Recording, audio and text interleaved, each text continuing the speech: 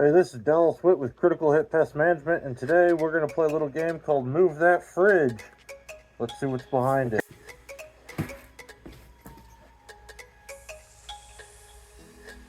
Oh, yeah, we got a couple of roaches there. A lot of dead ones.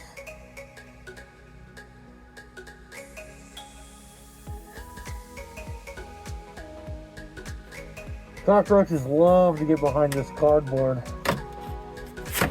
Generally just rip it off. See, look at them come out of there. Boom. Oh yeah. We'll tear that off here in a minute. See if we can get anything to come out of here.